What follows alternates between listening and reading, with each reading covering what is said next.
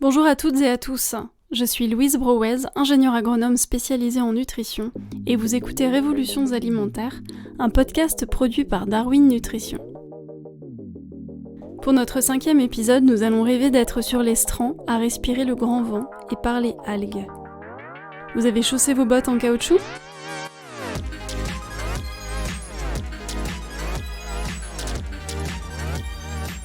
Certains font un peu la moue lorsque nous abordons le sujet.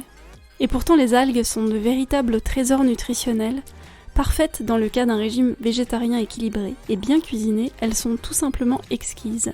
Longtemps mésestimées en France, elles sont devenues très à la mode, souvent considérées comme de super aliments, apportant au plat une subtile et originale touche iodée. Les algues se répandent même depuis quelque temps dans les assiettes des grands chefs. Dulce, nori, kombu royal, wakame, alaria, on pourrait même en faire des poèmes, vous ne trouvez pas ? Selon la FAO, la production mondiale est passée de 2 millions de tonnes en 1970 à plus de 25 millions en 2013. 90% provient de l'algoculture, le solde étant composé d'espèces sauvages. 60% sont utilisés dans la pharmacopée, la cosmétologie et les engrais. Les 40% se retrouvent dans nos assiettes sous une forme ou une autre, fraîches en condiments, séchées, congelées, incorporées dans des préparations culinaires. Les Français qui en cultivent et en récoltent 80 000 tonnes le long des 2700 km de côte bretonne n'en consomment pourtant que 1500 tonnes par an contre 2 millions pour les Japonais. Nous avons donc de sérieux progrès à faire.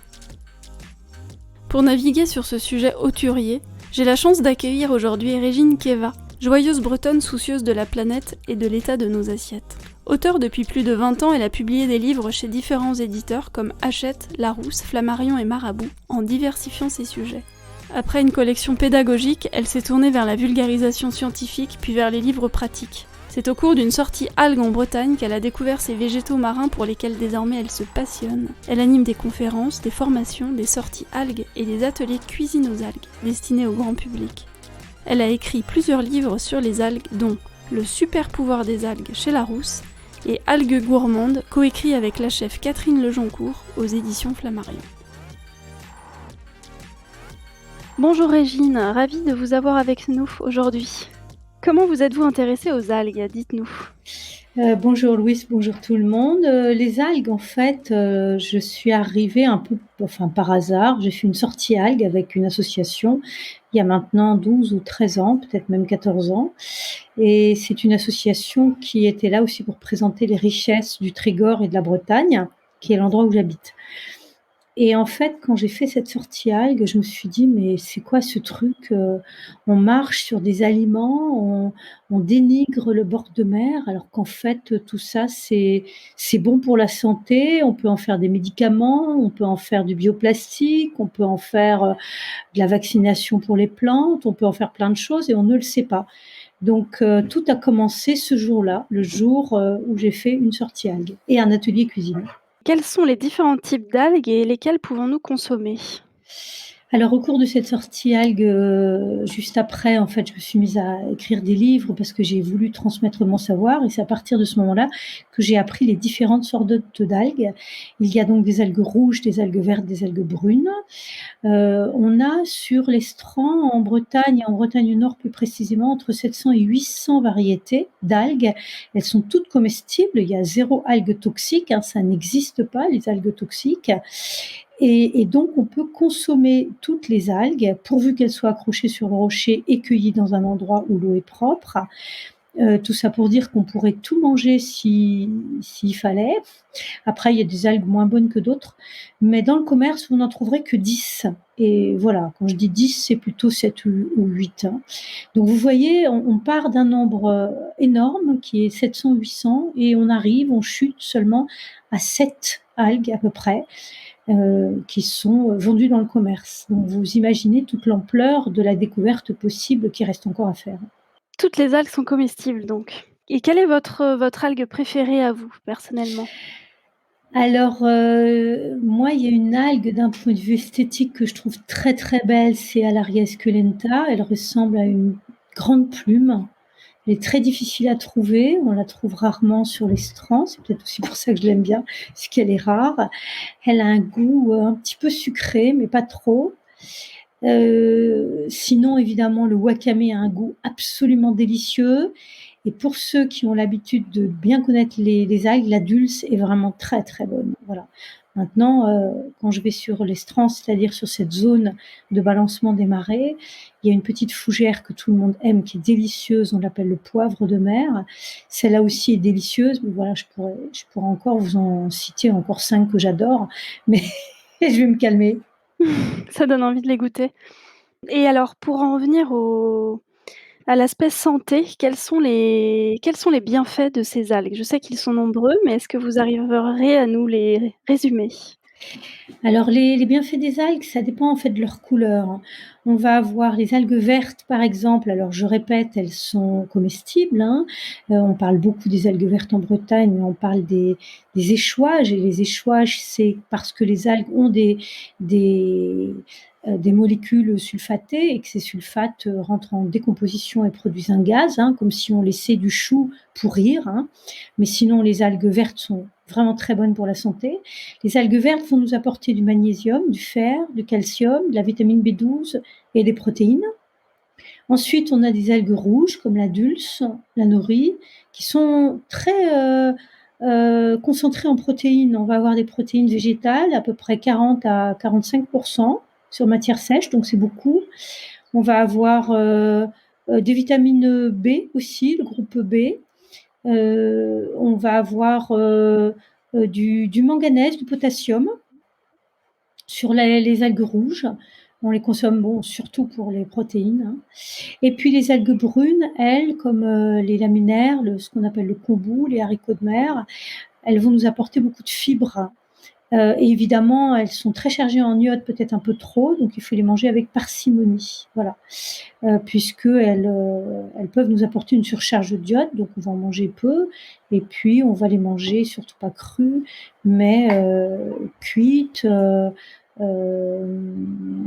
blanchies, par exemple, séchées. Enfin, voilà, il y a des techniques pour que l'iode s'évapore. Vous parliez de la richesse en protéines de certaines algues, de la plupart des algues. Justement, d'un point de vue plus global, en quoi est-ce que les algues, elles participent à la transition alimentaire? Alors, Elles nous aident à végétaliser notre assiette. ah oui, mais complètement, les algues, pratiquement, c'est zéro défaut, les algues. C'est-à-dire que d'un point de vue de la alors il y a des algues qu'on cueille sur l'estran, il y a des cueilleurs d'algues professionnels, dont c'est le métier donc, qui vont aller chercher des algues, et puis, les revendre à des gens qui les transforment ou qui les font sécher. Mais il y a aussi des cultivateurs d'algues, hein, des algoculteurs. Et là, par rapport à la transition, alimentaire, c'est extrêmement intéressant parce que les algues, c'est des puits de carbone. C'est-à-dire que quand on cultive des algues, c'est zéro eau douce, sans doute, hein, c'est zéro intrant, elles poussent toutes seules, elles vont favoriser une biodiversité puisque les poissons y viennent, elles vont fabriquer, elles, de l'oxygène. Donc vous voyez, on est dans quelque chose d'extrêmement vertueux. Et maintenant, effectivement, quand on parle des algues qu'on va manger donc dans notre assiette, on va avoir des protéines végétales de bonne qualité et évidemment sans aucune incidence sur le climat. Donc vous voyez qu'on a beaucoup de choses intéressantes à découvrir avec les algues. D'autant plus qu'elles vont renforcer nos défenses immunitaires, puisqu'il y a du magnésium, il y a des polysaccharides sulfatés, c'est-à-dire des sucres composés avec des sulfates, et ça renforce aussi les défenses immunitaires. Donc on a un aliment qui est très bon pour la santé et très bon pour la consommation. Après, il y a des techniques pour apprendre à le cuisiner. J'ai souvent des gens qui me disent: «Ah, j'ai un paquet d'algues, mon fils me l'a offert il y a 15 ans, je ne sais pas quoi en faire». Voilà. Donc il faut plutôt apprendre à cuisiner les algues, les découvrir, mais surtout apprendre à les cuisiner. Et vous en consommez tous les jours, vous? Pratiquement oui, oui, oui, pratiquement. En fait, faut en consommer, disons quelques grammes par jour ou bien quelques grammes par semaine, ça suffit largement. Est-ce qu'on peut s'en servir dans les cosmétiques, quand on fait des cosmétiques maison, par exemple? Oui, alors quand on fait des cosmétiques maison, les algues ont beaucoup d'intérêt. Elles ont des protéines, donc les protéines, c'est très bon pour la peau puisque ça apporte de l'élasticité de la peau. Les algues brunes vont apporter des sucres composés qui vont aussi humecter la peau et puis permettre d'enrichir, hein. Les algues rouges vont apporter des protéines, je l'ai dit tout à l'heure, et les algues vertes sont intéressantes parce qu'elles ont des sucres rares comme du rhamnose. Vous voyez? Alors, on va les utiliser, mais il faut les utiliser. Franchement, ma recommandation, dans ces cas-là, il faut acheter des algues en poudre. Il y a des gens qui sont spécialisés là-dedans, qui font des poudres d'algues. Les algues sont micronisées, donc on a quelque chose d'intéressant au niveau utilisation, parce qu'on va mettre un tout petit peu de poudre dans une crème de jour, par exemple, ou dans un gel, et ça va nous apporter beaucoup. À vous écouter, on a l'impression que c'est quand même une panacée. Pourquoi, si elles sont si riches, elles sont aussi si absentes de notre culture culinaire? Est-ce que, vous savez si nos ancêtres en consommaient? Ou est-ce que vous savez si d'autres civilisations en consomment plus? Oui, bien sûr, nos ancêtres en consommaient, mais pas nos ancêtres européens. La première utilisation et découverte d'utilisation des algues en cuisine, c'est il y a 14 000 ans, c'est au Chili, hein. Ensuite, on sait qu'il y a 10 000 ans, le wakame était consommé en Asie. On a une historique de la consommation des algues en Égypte aussi. Mais en Europe, pas du tout. En Europe, les algues servent pour le bétail, elles servent pour amender les terres, elles ont servi à faire des pains de soude pour l'industrie du verre, mais jamais pour l'alimentation. C'est très, très récent. Nous, on a juste quelques centaines de siècles de retard, hein, c'est tout. Donc je rigole un peu, mais pourquoi je dis ça? Parce que nous, on n'a pas eu besoin des algues.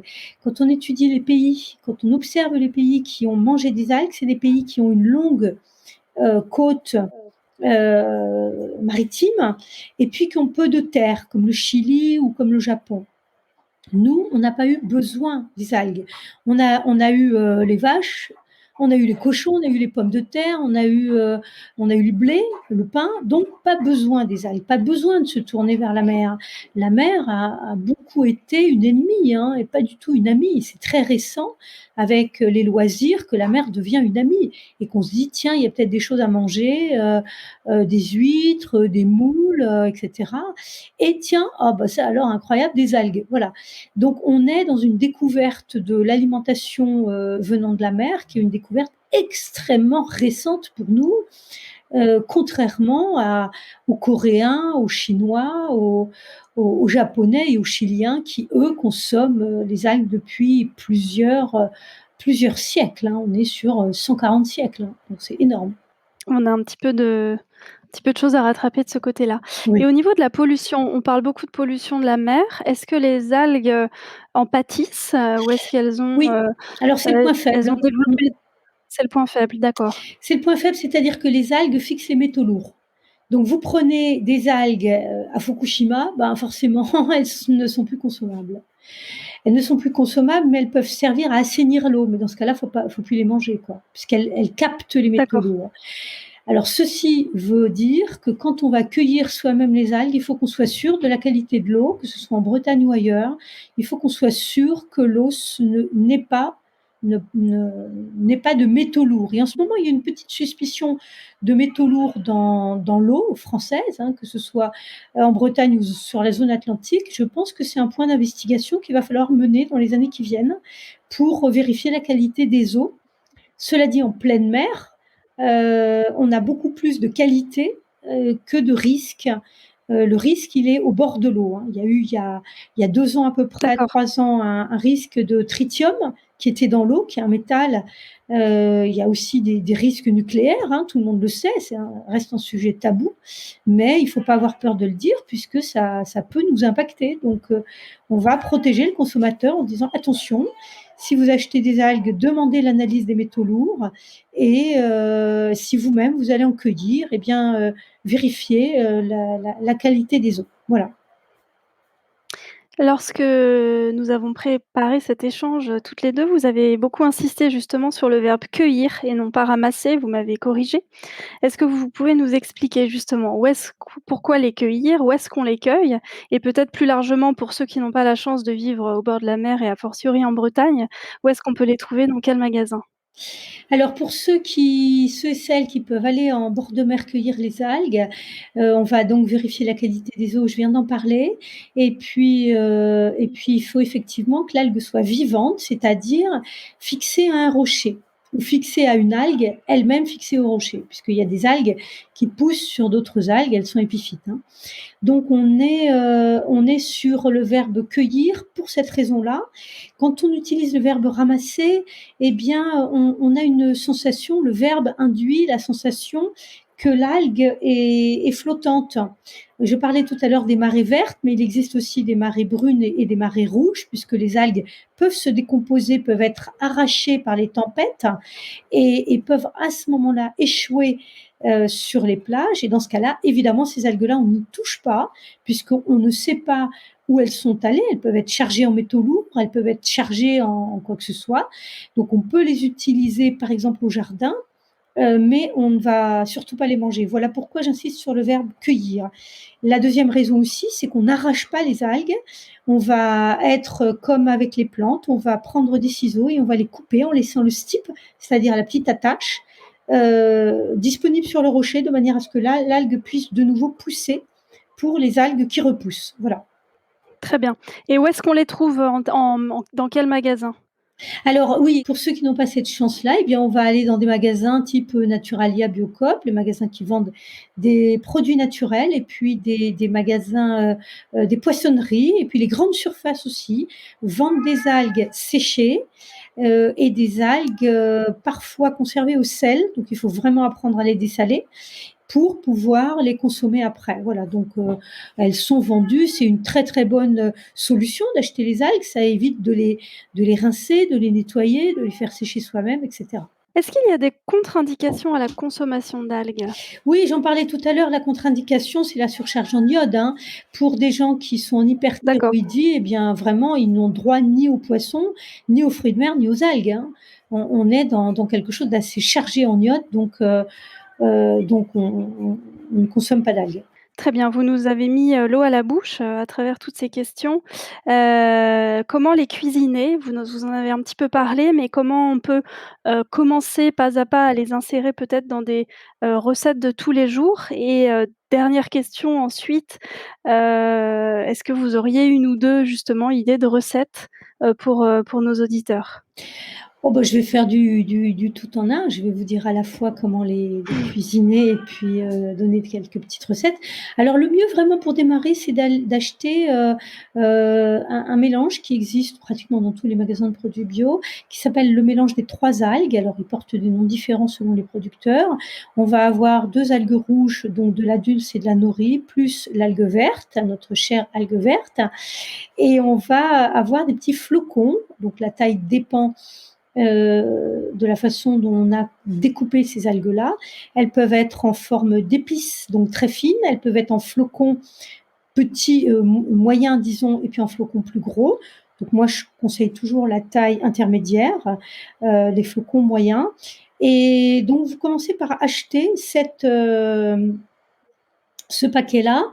Pour vérifier si ce sont des algues de bonne qualité, vous devez regarder et avoir une couleur franche. Le rouge doit être bien rouge, le vert doit être bien vert, sinon ça veut dire qu'elle a été exposée, le paquet a été trop exposé à la lumière et les algues ont perdu leur pigment, donc c'est ennuyeux. Et on va avoir aussi, vous allez vérifier la provenance. La provenance doit être France, parce que ça, on est sûr d'une meilleure qualité quand même. Voilà. Une fois qu'on a ce petit paquet, eh bien c'est très simple, hein. On peut la mettre, surtout on la met pas, on met pas les petits flocons dans l'eau. On va par exemple faire une salade ou des carottes râpées, on va parsemer sur les carottes râpées ou sur la salade et le peu d'eau qui va rester ou avec la vinaigrette, ça va se gonfler et là on va avoir une salade avec un petit peu de paillettes. Alors en quantité, ça va être une cuillère à soupe maximum pour un grand saladier. Vous voyez, c'est pas la peine d'en mettre trop. Ce qui est intéressant, c'est de le mettre par exemple dans des pâtes, mais en fin de cuisson. Enfin, en fin de cuisson, au moment du dressage plutôt. On prend des pâtes, on va mettre du parmesan ou un peu de beurre ou quelque chose dessus, et sur l'assiette, on va mettre ces petites algues comme des épices. Alors, ce qui est vraiment bon, ça dépend de notre type d'alimentation. Moi, j'adore les rillettes de sardines aux algues. Alors, rien de plus simple, c'est hyper simple. Vous prenez une boîte de sardines, vous l'égouttez et puis vous hachez à la fourchette. Ensuite, vous allez prendre une petite boîte de fromage type Saint-Moré. Vous allez associer la boîte de Saint-Moré avec les sardines en purée. Vous mélangez bien l'ensemble, vous allez obtenir une pommade. Moi, j'aime bien mettre du citron vert, l'équivalent d'une cuillère à soupe. Ensuite, de la moutarde ou un peu de piment. Et à la fin, on va mettre une cuillère à soupe de ces paillettes. Et vous allez voir, c'est un régal, vraiment. Les enfants adorent ça, les ados adorent ça. Et vraiment, pour les adultes, c'est un régal. Donc ça, vous voyez, on met ça dans un sandwich ou dans un wrap l'été pour un pique-nique, c'est formidable. On va faire des petites toasts pour inviter, faire découvrir ça à des amis à l'apéritif. C'est facile et c'est vraiment délicieux. Merci d'avoir partagé avec nous tout ça et de nous avoir mis en appétit. Ben, je vous en prie. Est-ce qu'il y a autre chose que vous auriez envie de dire ou une question que j'aurais oublié de vous poser au sujet des algues? Non, là, tout de suite, rien ne me vient. Sinon, moi, j'aurais tendance à dire, soyez curieux, soyez inventifs, goûtez, laissez-vous surprendre et puis mettez-en un peu régulièrement dans tout et ça contribue à une meilleure santé et c'est ça qui compte et ça contribue à une meilleure alimentation sur terre et croyez-moi, croyez-nous en ce moment, la terre en a bien besoin et nous aussi. Merci beaucoup Régine. Merci d'avoir écouté ce 5e épisode du podcast Révolutions alimentaires produit par Darwin Nutrition. Merci encore à Régine Keva de nous avoir si joliment iodé et éclairé sur le sujet. Si vous avez aimé cet épisode, pensez à vous abonner sur votre plateforme de podcast préférée et à nous laisser un avis sur Apple Podcast. Et je vous donne rendez-vous le mois prochain pour un nouvel épisode au sujet du levain.